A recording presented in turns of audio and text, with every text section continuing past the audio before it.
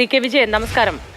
വിജയേട്ട, അവിടെ ഈ പുഞ്ചിരിമട്ടം ഇതിന്റെ ഏറ്റവും ഉയർന്ന മേഖലയാണ്. ഇന്ന് വളരെ കുറച്ച് ആളുകൾ മാത്രം ഈ ക്യാമ്പിലൊക്കെ കഴിയുന്ന മനുഷ്യരുടെ നേതൃത്വത്തിൽ, തദ്ദേശവാസികളുടെ നേതൃത്വത്തിലൊക്കെയുള്ള ഒരു തെരച്ചിലാണല്ലോ നടക്കുന്നത്. ആ ഭാഗത്തേക്ക് ആരെങ്കിലും ഇതുവരെ എത്തിയിട്ടുണ്ടോ? തെരച്ചിലിന്റെ ഒരു ആരംഭമായിട്ടുണ്ടോ?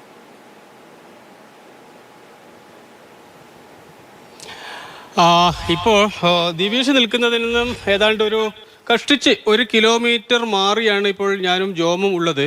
പക്ഷേ 1 കിലോമീറ്റർ മാറി എന്ന് പറഞ്ഞാൽ അത് വളരെ ചെങ്കുത്തായൊരു കയറ്റം. മോത്തി പറഞ്ഞതുപോലെ ഇതിൻ്റെ ഏറ്റവും ഉയരമുള്ള ഭാഗമാണിത്. ജോമിനെ പോലെ വളരെ നല്ല മസിലൊക്കെയുള്ള ആൾക്ക് പോലും നടന്ന് കതച്ചുപോയ ഒരു സ്ഥലമാണിത്.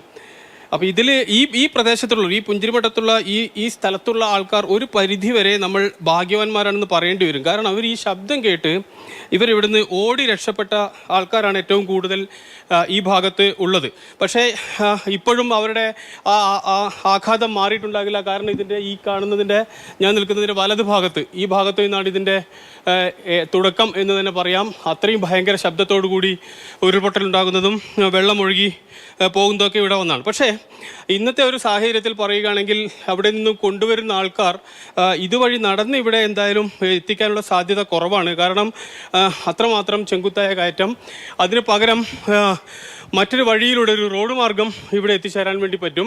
അങ്ങനെ ഈ റോഡിലൂടെ ഇവിടെ എത്തും എന്നാണ് നമ്മൾ കരുതുന്നത്. ഏതായാലും 50ഓളം പേർ മാത്രമേ ഇത്തരത്തിലുള്ള പരിശോധനകൾക്ക് എത്തുന്നുള്ളൂ എന്ന് നമുക്ക് മനസ്സിലായിട്ടുണ്ട്. ഈ വീട് ഇതിന്റെ ഏറ്റവും മുകളിലുള്ള ഒരു വീടാണ്. ഇവിടെ നിന്നും ആൾക്കാർ ഓടിപ്പോയി രക്ഷ തേടി ഓടി ഒളിച്ച സ്ഥലങ്ങളാണ്, അല്ലെങ്കിൽ മാറിയ സ്ഥലങ്ങളാണ്. ഇപ്പോഴും ഈ വീട്ടിന്റെ ഈ വരാന്തയിൽ ചെരുപ്പും മറ്റ് കാര്യങ്ങളെല്ലാം തന്നെ നമുക്ക് കാണാൻ വേണ്ടി പറ്റും. എനിക്ക് തോന്നുന്നു കരണ്ടോ ഒന്നും തന്നെ ഇല്ല, വെള്ളവും കരണ്ടും ഒന്നും തന്നെ ഇല്ല. ആൾക്കാർ ഇവിടത്തേക്ക് തിരിച്ചു വന്നിട്ടില്ല.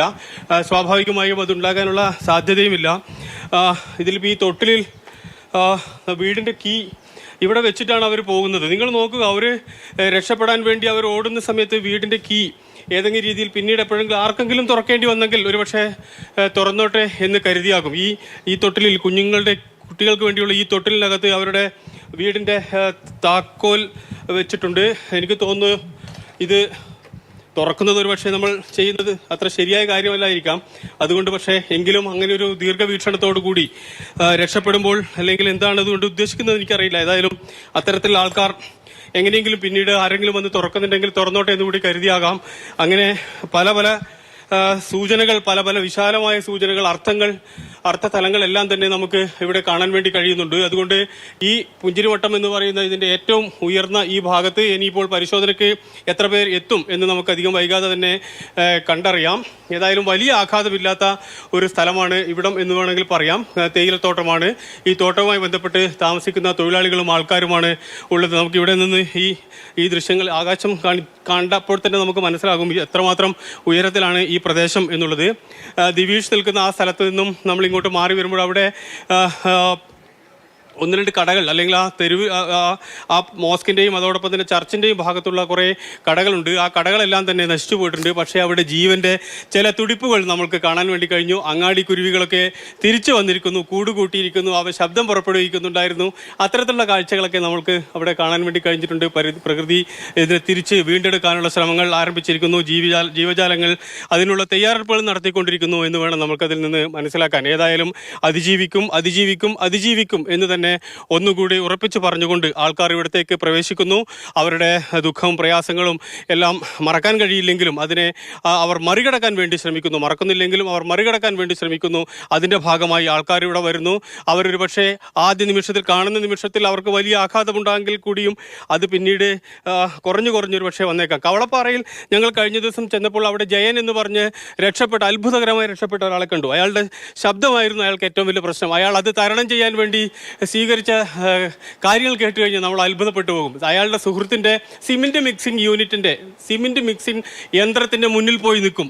അങ്ങനെ ദിവസങ്ങളോളം നിന്ന് അയാൾ ആ ശബ്ദത്തെ തേച്ചു മാച്ച് കളഞ്ഞിരിക്കുന്നു. അയാൾ അതിനെ മറികടക്കുകയാണ് ചെയ്തത്. അത്തരത്തിലുള്ള അനുഭവങ്ങൾ നമ്മൾ ഓരോ സ്ഥലത്തും എത്തുമ്പോഴും ചെല്ലുമ്പോഴും മാത്രമേ നമുക്ക് കാണാൻ വേണ്ടി കഴിയൂ. അതുകൊണ്ട് ഈ തിരിച്ചുവരവും ജനകീയ തെരച്ചിലും ഒരു പരിധിവരെ അതിനുകൂടി ഇവർക്ക് സഹായകമാവും.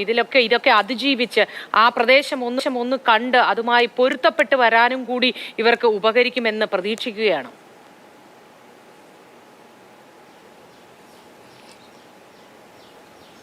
തീർച്ചയായും അതെ.